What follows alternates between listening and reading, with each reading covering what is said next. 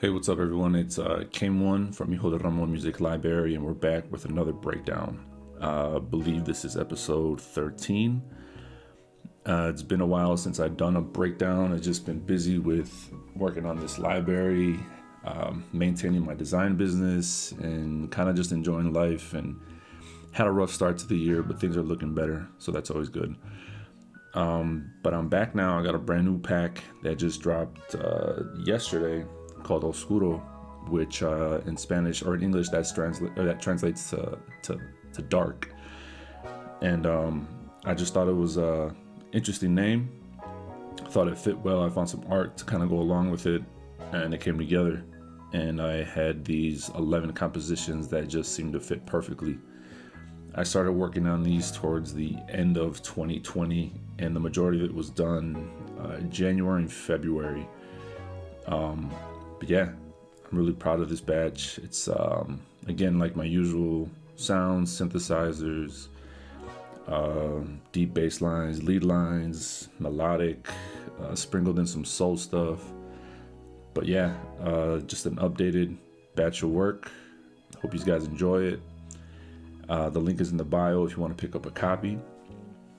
But yeah, let's get into this breakdown. I'm breaking down the sample called Mi Corazón off the pack, and this is definitely one of the more soulful cuts, kind of like tapping into like that 70s soul vibe with the type of instruments that I chose for this. I tried to keep it as limited as I could, but I ended up adding a few layers.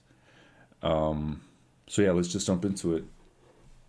For this sample, I started out with the Fender Rhodes. It was a chord progression that I was trying to figure out and flesh out, and I was recording a bunch of different takes. I ended up coming up with this loop.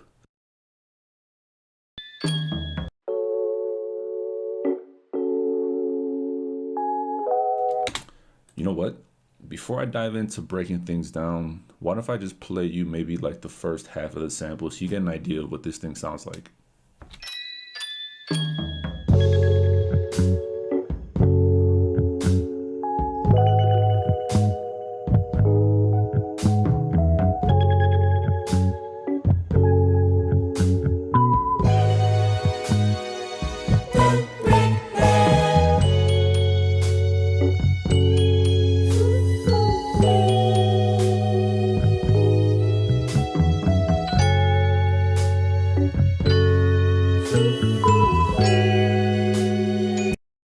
There you go.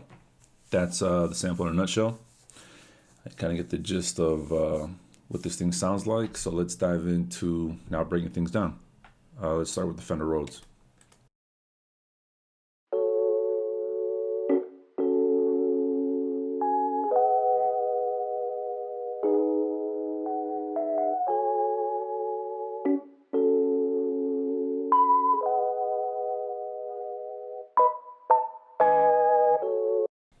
So usually I like to show plugins as far as how I process these sounds, but the project file ended up giving me a few issues. Some of the plugins weren't loading up, but I pretty much remember what I did to everything. So I'll be able to kind of explain and name off the plugins that I use to process everything. And I'll try to go through settings, but to be honest, I think just naming the plugins should kind of give you enough information to kind of understand how I process things. But for the Rhodes, I know for a fact I threw the Slate Digital effects rack.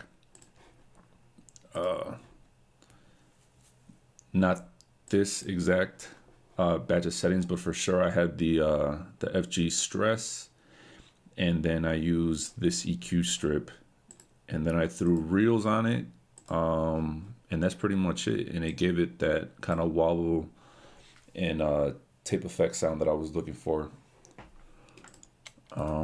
The next thing I added was addictive drums to kind of get like a drum pattern. Usually I like to add some type of percussion element in the sample, but lately I haven't been doing it a whole lot, but I did it for this one because I thought it fit well and it kind of added to the sound. And when I add drums to samples, obviously these are meant for people to sample and they'll add their own drums. So I try to have the drums really low in the mix, so that way they're not really interfering with what you put on top. Unless you have the stems, you can just remove them. I'll play that for you soloed out.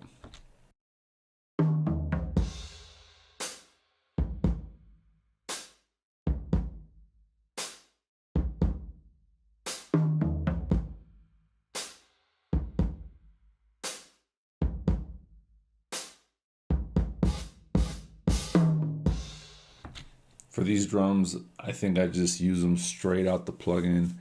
Forgot which kit it was from, but it was Addictive Drums 2. Yeah. And then, yeah, just a basic kit. I think I might have EQ'd it threw a compressor on it and make sure that it was not too loud. Next part is the bass.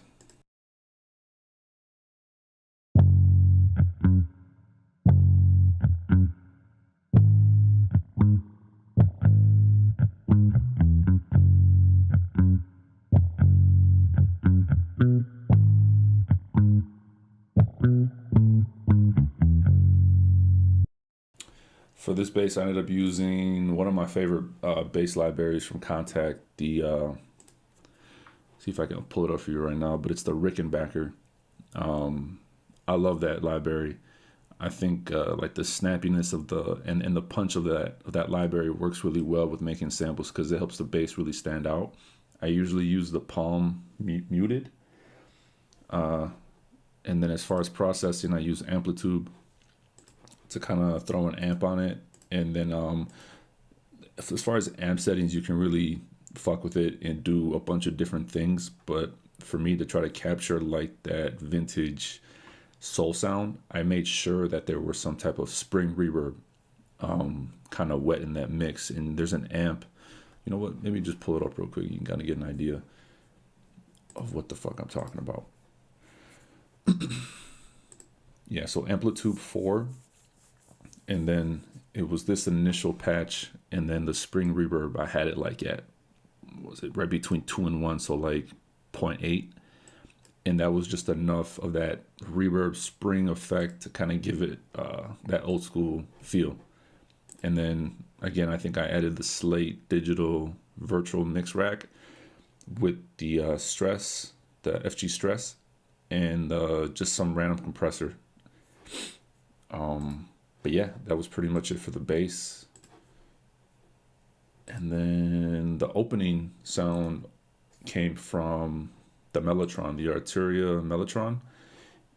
And I ended up using a library pack or a one-shot pack that my boy Al Hug dropped. I can't remember the name of the pack, but if you visit my boy Al Hug's Instagram, you should be able to find the Mellotron sound kit pack that he released. And it's just a bunch of different one-shots and effects that you can run through Mellotron. And there's like strings, guitar sounds, piano sounds, and I ended up using the vibraphone sound and these bell sounds that sound really, really dope. Playing for you.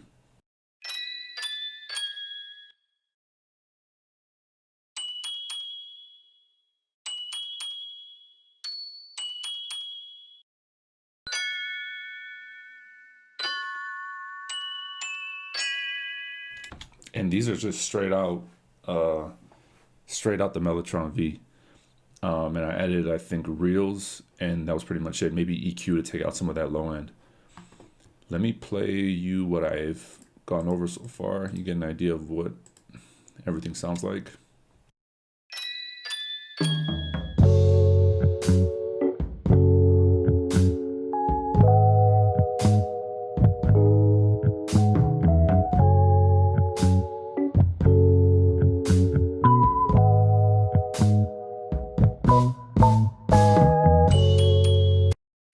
So I remember having this kind of ride out for a while. I think I might have walked away from the sample for a bit just to kind of clear my head and refresh my ears because I was having a hard time coming up with some type of, or to come up with more elements to add. Then I came back to the session. I ended up turning on the Moog and I added this, like these effects, or it's like a lead sound kind of. I'll play it for you.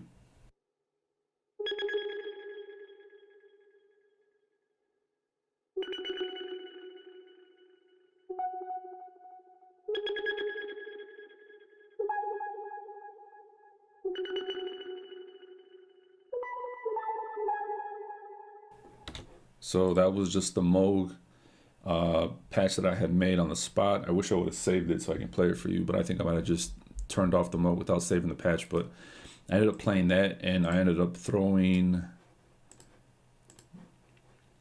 oh man, what did I use for that? Oh, outer space.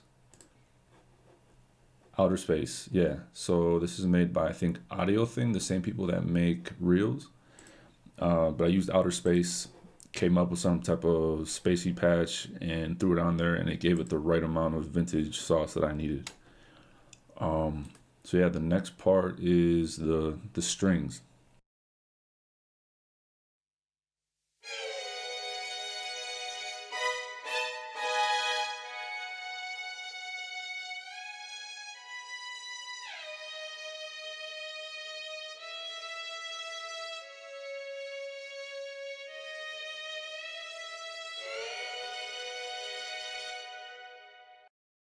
I love these strings, and the thing is, I wish I had access to like a string quartet or whatever, or someone that played violin, but I don't. So I fell in love with using the Native Instruments Session Strings 2. I used to use this one, the Session Strings Pro, but lately I've been fucking with this, and it's been a lifesaver because they sound, pretty legit. And for that, again, I think they were just straight out the plugin with some room reverb. The only extra thing that I did add was from Waves. It was the Aphex Vintage Exciter. So the Aphex Vintage Exciter stereo. What that thing does, it kind of like boosts up like that high end, and it adds like some type of brightness, and it made a huge difference in these strings. It made them really bright. The next thing I added was horns. Again, it was another Native Instruments sound, but let me play them for you first.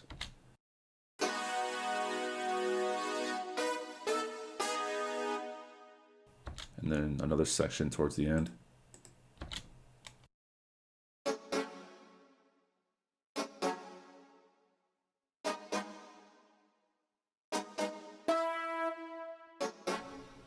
Now, with horns, it's kind of hard to make them sound believable because there's so many little details and nuances that you get when someone plays it in front of you live. So with plugins, you can kind of almost spot the fake from the real. So anyone that listens through this will be like, yeah, those are plug-in horns, but being aware that they kind of still get the message across that they're supposed to be horns, and it kind of tricks your brain into thinking like, okay, I'm gonna accept this because it works, and at least it worked for me. I ended up using session horns, pretty straightforward. It worked. Or actually, no, this is some random shit. That's not what I used. I think that's from another library. The one I used is loading. It was this one. Yeah.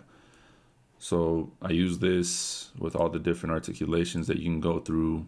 The key switches down here to kind of switch as you're playing. It's really, really dope.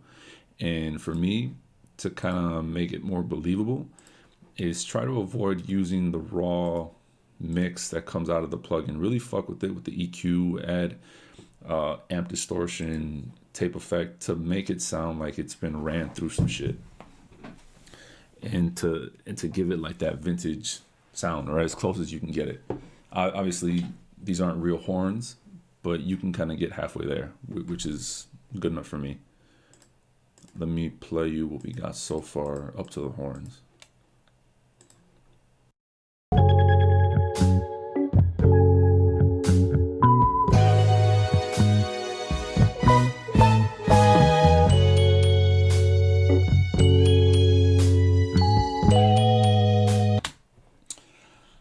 So yeah, let's go into this middle section. That's kind of where I got a lot more elements popping up. So every composition that I do, I try to add as much synthesized sounds as I can using the Prophet or the Moog. So I had to bust out the Prophet 6 and I ended up using a brass pad sound to kind of go in through this middle section. I'll play it for you now.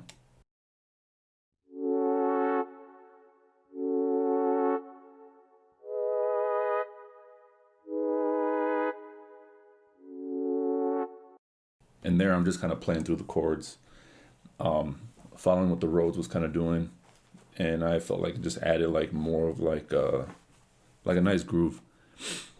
Let's see. Another part was these. Oh, as far as processing for that, you can hear some reverb on there, and that's pretty much it. Next part was these guitar plucks, and this was from a guitar one-shot sound that I mapped on the keyboard, and I added like some sliding effects in between to kind of give it like a believable sound, I guess, as if someone was playing it for real. I'll play it for you, and you'll see what I mean.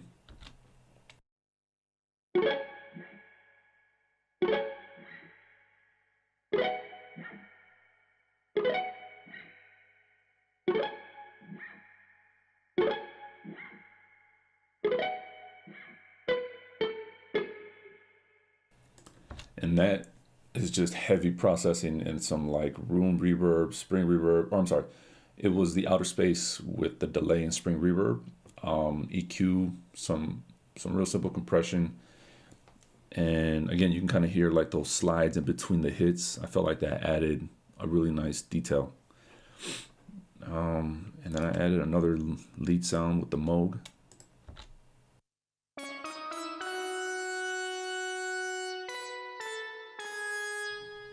Pretty straightforward. The last, or one of like the final parts that I added to this sample was from the Prophet 6, or from the Moog. It was kind of like a lead sound that I wanted to kind of pan left and right. And I'll play it for you, and you'll kind of see what I'm talking about as far as going left and right throughout the sample.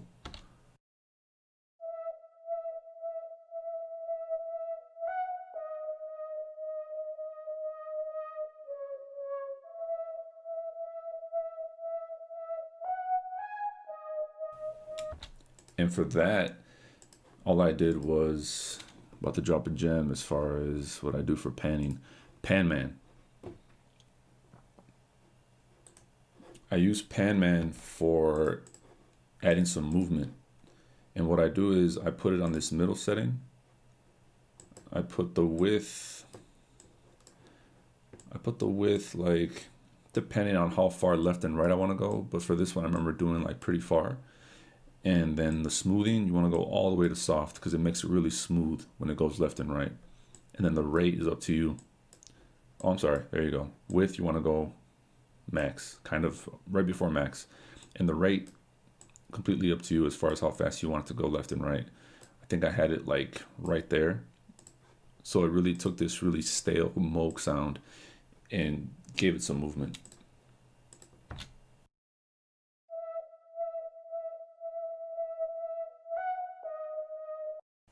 It worked. And the final melodic element that I added was my own voice. I knew for a fact that this sample needed some type of vocal treatment. I was thinking about using the synthesizer to kind of come up with like a lead line that emulated like a voice, but I knew to stay within that era, it had to be my voice or some type of voice. So I ended up spending like an hour or two just recording a bunch of different ideas, and I ended up coming up with Don't Break My Heart. Don't break my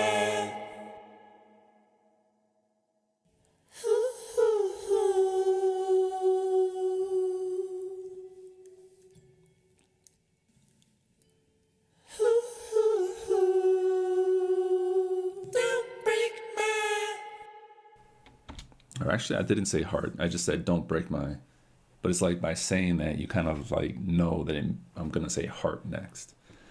And there was a part in here where I didn't even say words. I just kind of like sang some random shit. Yeah. I don't know why I did that and why I kept it, but I just kept it. I felt like it added something like a variation of the vocals in case you wanted to chop it up. And the final like cherry on top of this sample was just some random effects of birds in the background to kind of fill in some of that space.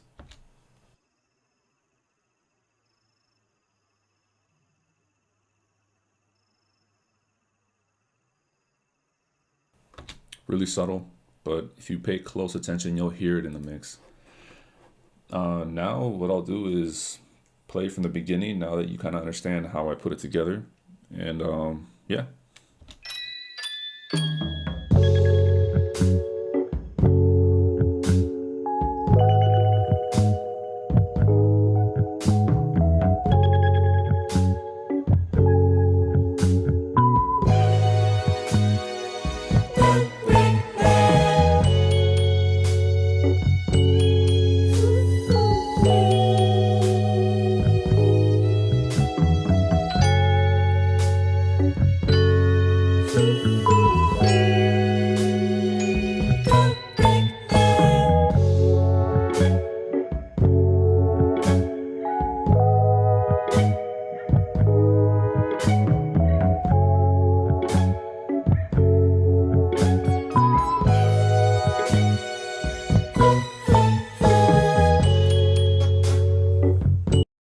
So yeah, that's pretty much the sample. I will give you one extra gem since you stuck around for like 20 minutes of this video. The kind of like finishing mixing chain or mastering chain that I use for this sample before I put it inside the pack. I use Slate Digital FGN strip, EQ a little bit, Ozone Imager. You see my settings here. I just kind of keep it, the low ends right in the middle, and I kind of spread out some of the highs. EQ to bring it down a little bit in volume, a little bit of a curve there to kind of like boost up the brightness. J37 tape machine, you need to add this for anything vintage. And then the Slate Digital FGX compressor and limiter. You can copy my settings here, but it really depends on what you're mixing down. I use this to kind of boost the volume a little bit, and I'll play this for you with everything turned off, and then I'll play everything without, so you can kind of see what it's doing.